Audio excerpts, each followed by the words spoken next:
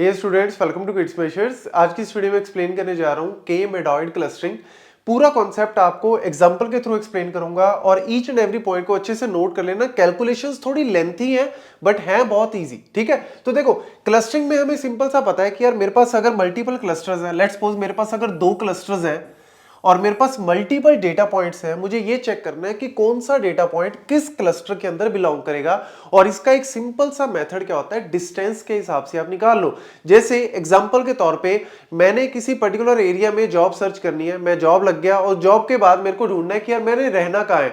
अब मेरे पास 2 वहां पे लोकेशंस आ रही हैं, मैं उस लोकेशन को चूज करूंगा जो मेरे ऑफिस से नियर है। मतलब एक एग्जांपल के तौर पे यहां पे भी वही चीज कर रहे हैं, ये डेटा पॉइंट इसमें आएगा या इस क्लस्टर में आएगा, बेस्ड ऑन डिस्टेंस हमें फाइंड आउट करना है। तो ल्यूसिडियन डिस्टेंस भी मैंने पहले यूज करके बताया, यहां पे हम लोग यूज करेंगे मैनहट्टन डिस्टेंस फार्मूला। बड़ा सिंपल सा फंडा है। मैनहट्टन डिस्टेंस क्या कहता है कि x1 माइनस x2, अगर आपके पास लेट से 2 वेरिएबल है, एक x और एक y, तो x1 माइनस x2 की एब्सोल्यूट वैल्यू जो है वो फाइंड आउट कर लो और y1 माइनस y2 की एब्सोल्यूट वैल्यू जो है वो फाइंड आउट कर लो। मतलब माइनस में नहीं होना चाहिए रिजल्ट, और इन दोनों को क्या कर दो, ऐड कर दो, और वो आपका डिस्टेंस हो जाता है।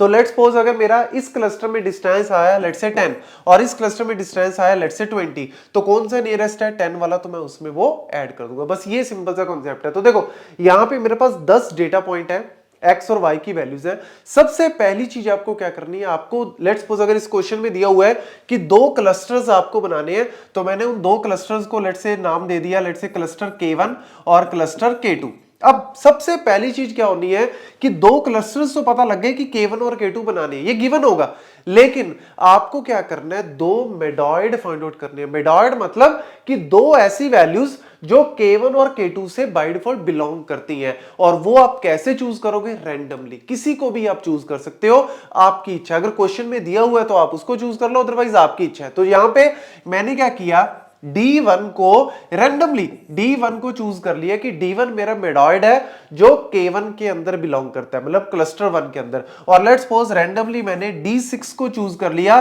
जो मेरा K2 का मेडॉइड है, K2 के अंदर जो है वो बिलोंग करता है। अब ये जो पता लग गई, अब क्या करना है, इस D1 के हिसाब से सबका डिस्टेंस कैलकुलेट करो और इस D6 के हिसाब से सबका डिस्टेंस कैलकुलेट करो। देखो कैसे, बड़ा सिंपल है यार। आपको देखो यहां पे पता लग गया कि D1 x1 ये है और y1 ये है। अब आपको लेट्स से D2 के हिसाब से कैलकुलेट करना है, तो कैसे करोगे, D2 के लिए x2 माइनस x1 कर दो और y2 माइनस y1 कर दो। मतलब x2 आपका क्या हो गया, 5 हो गया, तो 5 माइनस x1 तो ऑब्वियसली D1 का है ही 2, प्लस y2 क्या है जी 7, और इसका क्या है जी आपका 3। तो ये आपका टोटल आ गया, तो ये क्या हो गया 3 और ये क्या हो गया जी आपका 4। तो टोटल डिस्टेंस क्या हो गया जी आपका 7। ये आपने D2 का डिस्टेंस कैलकुलेट कर लिया बेस्ड ऑन D1 के हिसाब से। लेकिन अभी कैसे पता लगेगा कि D2 को मैं यहां डालूं या यहां के हिसाब से पता लग गया कि डिस्टेंस है 7, लेकिन यहां के हिसाब से तो भैया कैलकुलेट नहीं किया, तो यहां के हिसाब से भी करना है।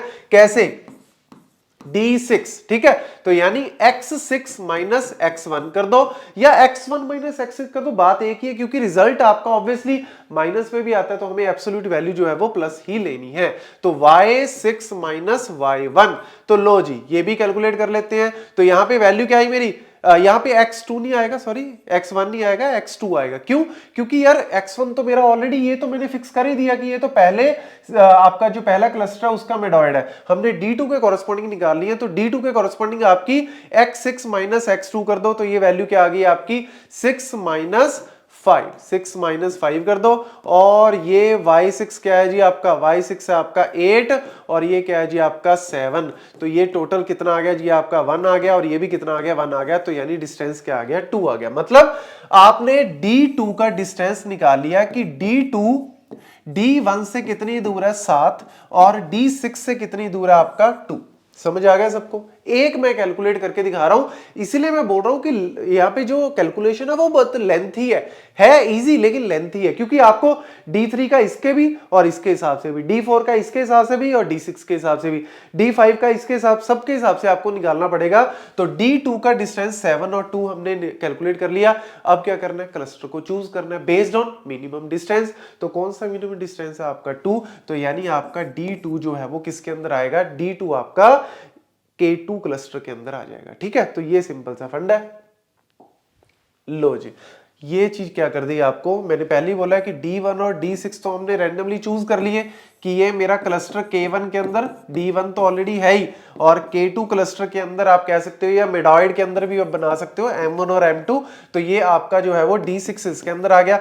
अब आपने डिस्टेंस कैलकुलेट कर लिया, ये सारा M1 जो है ये सारा डिस्टेंस क्या है आपका, कि आपका D1 के कॉरेस्पॉन्डिंग बाकियों का सबका डिस्टेंस, तो D1 से D1 तो ऑब्वियसली जीरो ही होगा, लेकिन बाकियों का मैंने जैसे आपको D2 के हिसाब से कैलकुलेट करके दिखाया था। अब ये वाला आपने कैलकुलेट कर लिया सारा। अब M2 क्या है, D6 के हिसाब से आपने सबका डिस्टेंस, तो D6 से D6 वाला तो जीरो ही होगा, ठीक है, लेकिन D6 का D1 के हिसाब से, D2 के हिसाब से, D3 के हिसाब से, ये भी मैंने आपको 2 कैलकुलेट करके दिखाया था। तो दोनों के हिसाब से मिनिमम कौन सा है, 2, तो यानी M2 यानी क्लस्टर 2 के अंदर कौन सा जाएगा, आपका D2 इसके अंदर जाएगा, जो मैंने आपको करके दिखाया। ये मैंने एक करके दिखाया, बट आपको D3, D4, D5 ये सारी कैलकुलेशन करनी पड़ेगी, तो उसके हिसाब से आपको पता लग जाएगा कि यार मेरा जो D1 है वो M1 के अंदर, D2 जो है वो M2 के अंदर, D3 जो है वो, इस तरीके से आपको सारा, क्योंकि डिस्टेंस देख लो ना मिनिमम, ये तो ऑब्वियसली पहले हमने कर ही रखा है सिलेक्ट, ये तो जीरो वाला है, ये तो आपका M1 में आ ही गया, ये M2 के अंदर आ गया। इनमें से मिनिमम कौन सा 6, तो M1 के अंदर, 3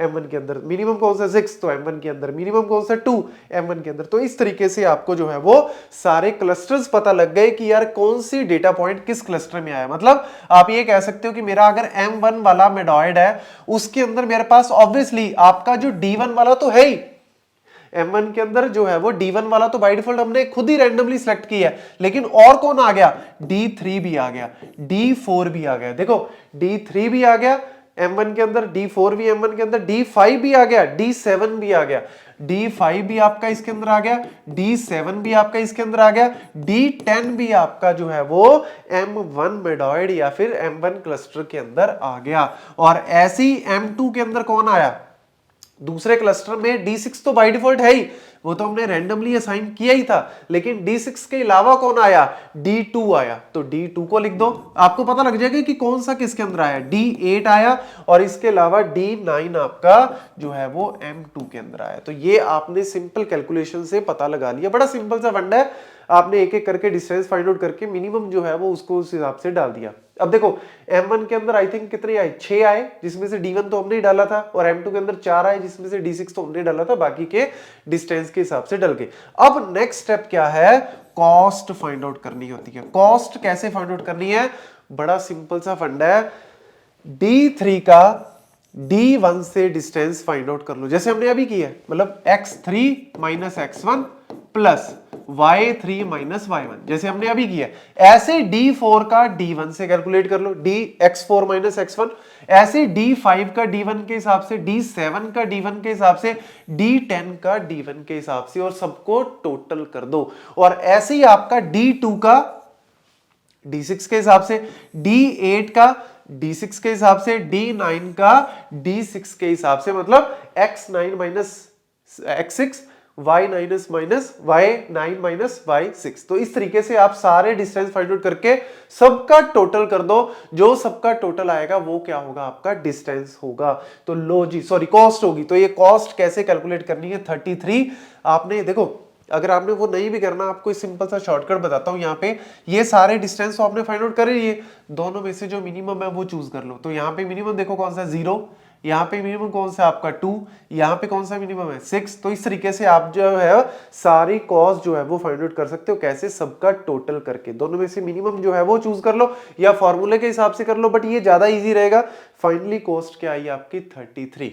तो ये एक चीज पता लगी कि ये सारी क्लस्टरिंग बनाने में और मेडॉइड वैल्यू जो है वो फाइंड आउट करने में मेरी टोटल जो है वो कॉस्ट कितनी आई, 33। लास्ट में एक स्टेप ये और कह रहा है, और स्टेप क्या कह रहा है कि आप क्या करो, आप वैल्यू लेट से आपने फिक्स कर दिया कि यार मेरा एक मेडॉइड तो D1, दूसरा मेडॉइड जो है वो मेरा D6। आप लेट्स सपोज उसकी जगह D6 की जगह या D1 की जगह कोई और चूज करके देख लो। मतलब ये वाला जो 2 3 है ये तो आपका D1 के अंदर है ही, ये आपका 6 8 जो है वो D6 के अंदर है, मतलब ये आपका दूसरे क्लस्टर में है ही। लेकिन आप क्या करो, D6 को इसमें असाइन करने की बजाय कोई और भी रैंडमली चूज करके देख लो। मतलब जैसे मैंने यहां पे क्या किया, एक और चूज करके देख लिया, लेट्स से D4।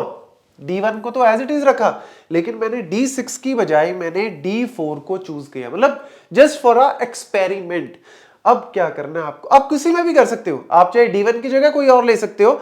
मैंने D1 को एज इट इज रखा, मतलब वो वाला मेरा क्लस्टर जो है वो एज इट इज रहा, लेकिन जो मेरा D4 है वो मैंने दूसरे की जगह ले लिया। तो D4 अगर मैं दूसरे की जगह, मतलब D6 की जगह मैं D4 को कंसीडर करता हूं, तो दोबारा फिर आपको वही सारी चीज करनी पड़ेगी, कैलकुलेशंस करनी पड़ेगी। ये वाली तो आपकी सेम ही रहेगी, इसमें तो कोई चेंज ही नहीं है, क्योंकि ये तो आपका M1 वही है, यही डिस्टेंस है। इस D1 के कॉरस्पॉन्डिंग सबका डिस्टेंस कैलकुलेट कर लो, वो तो हमने ऑलरेडी किया ही हुआ है। लेकिन अब D4 के हिसाब से सब डिस्टेंस कैलकुलेट करने पड़ेंगे। मतलब जैसे मैं आपको एक करके दिखाता हूं, D2 का क्या आएगा, 3 - 5 प्लस 5 - 7, ठीक है। तो ये क्या आ गया, -2, जिसको आप +2 ही लिखोगे, और ये भी क्या आया 2, तो ये क्या आ गया जी आपका 4 डिस्टेंस आ गया। तो देख लो जी, हमने 4 डिस्टेंस इस तरीके से कैलकुलेट किया। तो ये सारे डिस्टेंस जो है वो D4 के हिसाब से कैलकुलेट कर लिए। मैंने इसको नया नाम दे दिया K, पहले M1 M2 था, मैंने नया नाम दे दिया लेट्स से K। अब दोबारा से हमने जो है वो सारी कॉस्ट कैलकुलेट करनी है, वही दोनों में से मिनिमम जो है वो उठा लो और सारी कॉस्ट कैलकुलेट कर लो। क्या आई जी, 35। पहले क्या कॉस्ट थी, जब हमने M1 M2 लिया था, मतलब ये वाला जब लिया था, तो कॉस्ट थी आपकी 33, और अब क्या कॉस्ट आई, 35। तो फायदा हुआ ये स्वैपिंग करने का, D6 की जगह D4 को स्वैप करने का कोई फायदा हुआ नहीं। तो यानी आपका पहले ही कॉस्ट अच्छी है, तो आप उसी को ही लेके चलो, या फिर आप फर्दर एक्सपेरिमेंट जो है वो कर सकते हो। बस यही कॉन्सेप्ट है के मेडॉइड क्लस्टरिंग का, कि किस तरीके से वर्क करता है। कैलकुलेशन थोड़ी लेंथी है, बट है बहुत ईजी। एक बार आप करोगे तो आपको ईजिली समझ आ जाएगा। Thank you.